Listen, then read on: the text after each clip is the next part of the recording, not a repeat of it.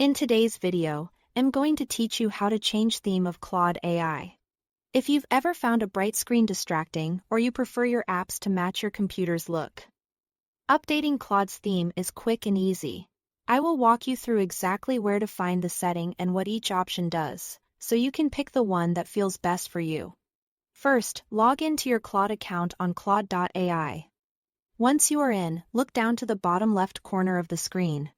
You'll see your profile area, which may show your name, initials, or an avatar.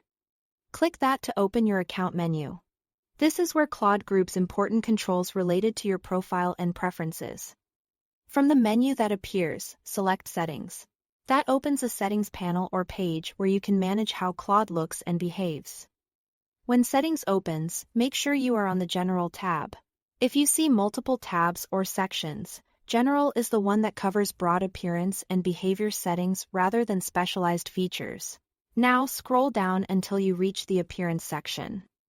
This is where Claude's visual options live. Under Color Mode, you will see the theme choices.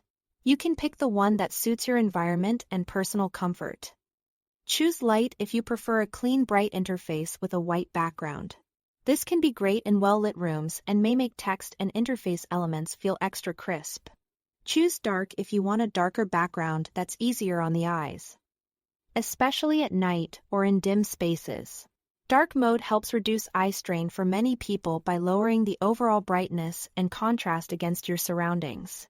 Choose Match System if you like your apps to stay consistent with your computer's operating system theme. With this option, Claude will automatically follow your device's light or dark setting. So when your system switches, Claude switches with it without you needing to change anything. As soon as you click a theme, the change should apply immediately across the interface, including the chat area, the sidebar, and menus. If you are unsure, try each one for a moment and see which feels most comfortable for long sessions.